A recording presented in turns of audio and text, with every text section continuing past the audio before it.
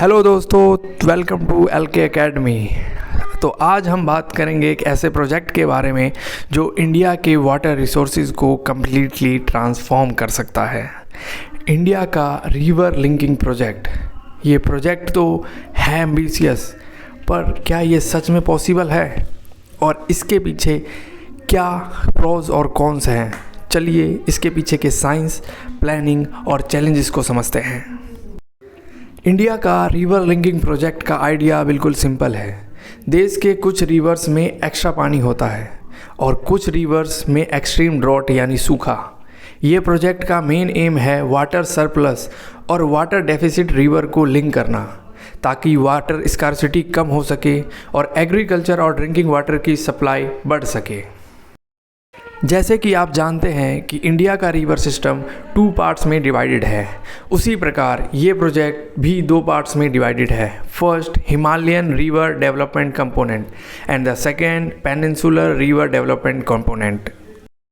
Himalayan river development component ये river ज़्यादातर north और नॉर्थ ईस्ट इंडिया में है, जहां ब्रह्मपुत्रा और गंगा जैसे रिवर में मानसून के टाइम पर फ्लड होता है। आइडिया ये है कि इन रिवर का एक्स्ट्रा पानी सेंट्रल इंडिया और साउथ इंडिया में डाइवर्ट कर दिया जाए। वहीं दूसरी ओर पेनिनसुलर रिवर डेवलपमेंट कंपोनेंट, जहां साउथ इंडिया में कृष्णा, गोदावरी और कावेरी जैसे रिवर को इंटरलिंक किया जाएगा, ताकि ड्रॉट प्रोन एरिया में पानी पहुंचा जा सके। इस प्रोजेक्ट के हिस्ट्री के बारे में बात करें तो रिवर इंटरलिंकिंग का आइडिया पहली बार मद्रास प्रेसिडेंसी के chief engineer sir Arthur cotton द्वारा सन 1919 में दिया गया। अगेन सन 1960 में उस टाइम के minister of state for energy and irrigation KL Rao ने रिविजिट किया। फिर ईयर 1982 में फॉर्मर PM इंदिरा गांधी के द्वारा नेशनल वाटर डेवलपमेंट एजेंसी को इस्टेब्लिश किया गया। 2002 में सुप्रीम कोर्ट ने इंटरलिंकिंग प्लान को गवर्नमेंट को 2003 तक फाइनलाइज करने के लिए कहा। 2012 में सुप्रीम कोर्ट ने दोबारा गवर्नमेंट को प्रोजेक्ट स्टार्ट करने को कहा और फाइनली 2014 में Ken Betwa river linking project को कैबिनेट का अप्रूवल मिला, लेकिन वो भी ठंडे बस्ते में है। बजट 2022-23 में गवर्नमेंट ने 5 नए रिवर इंटरलिंकिंग प्रोजेक्ट को लॉन्च किया।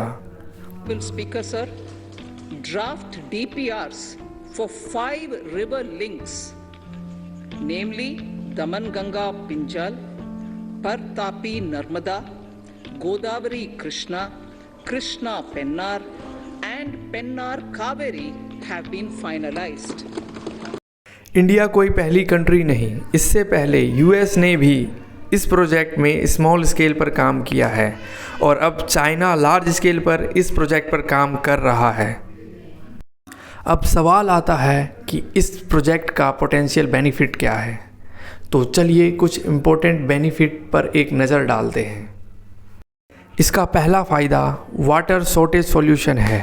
इंडिया के कुछ स्टेट्स जैसे महाराष्ट्र, राजस्थान, तमिलनाडु और कर्नाटका को सीवियर शॉर्टेज का सामना करना पड़ता है। रिवर लिंकिंग प्रोजेक्ट से इन रीजन को रिलीफ मिल सकता है। दूसरा, फ्लड कंट्रोल। हर साल मानसून में बिहार और असम जैसे स्टेट्स में फ्लड आते हैं। अगर फ्लड प्रोन रिवर्स का पानी डाइवर्ट हो सके तो इन रीजन्स को फ्लड से बचाया जा सकता है। तीसरा, एग्रीकल्चरल बूस्ट। भारत का इकोनॉमी लार्जली एग्रीकल्चर पर डिपेंड है और पानी की कमी की वजह से फार्मर्स को काफ़ी मुश्किलों का सामना करना पड़ता है। ये प्रोजेक्ट से इरिगेशन फैसिलिटीज़ इम्प्रूव होगी और फार्मर की प्रोडक्टिविटी बढ़ेगी। चौथा, हाइड्रो पावर जनरेशन। ये लिंक्ड रिवर हाइड्रो पावर के लिए भी यूज़ हो सकते हैं, जो रिन्यूएबल एनर्जी जनरेशन में हेल्प करेगा और एनर्जी शॉर्टेज को टैकल करने में मदद करेगा। इसके कई पोटेंशियल बेनिफिट्स के साथ साथ कई चैलेंजेस भी हैं। जैसे हर बड़े प्रोजेक्ट में होते हैं, वैसे ही इस प्रोजेक्ट में भी कुछ बड़े चैलेंजेस हैं।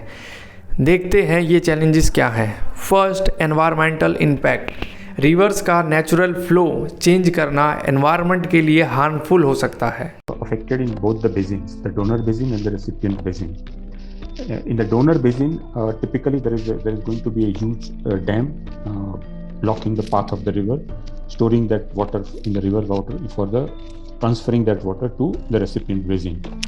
Also storing it for across the year so that it is available for transfer to the other basin. So the downstream portion of the donor basin, there will be almost no water in non-monsoon months, in post-monsoon months.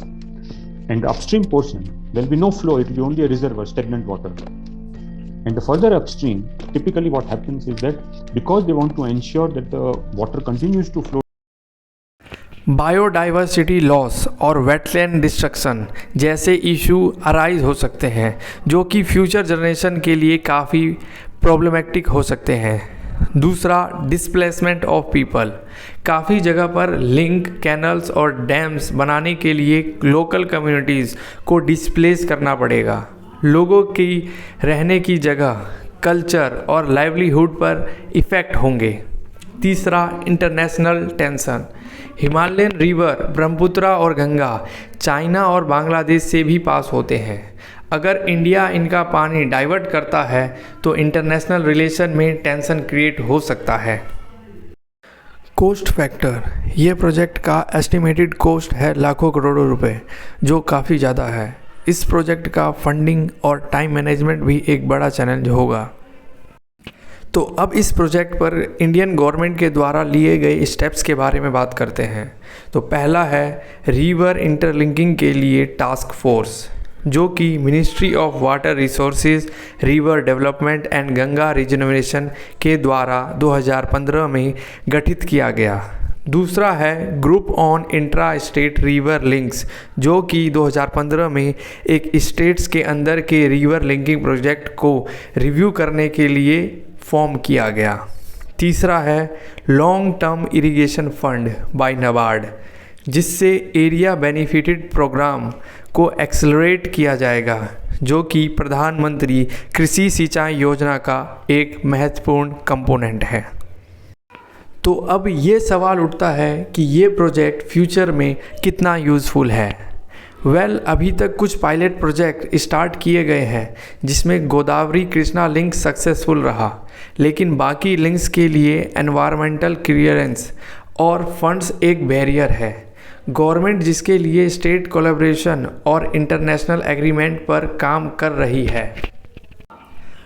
तो दोस्तों, ये था India के river linking project का एक brief overview. ये project truly एक game changer हो सकता है अगर इसको सही तरीके से इम्प्लीमेंट किया जाए, लेकिन इसके चैलेंजेस भी उतने ही बड़े हैं।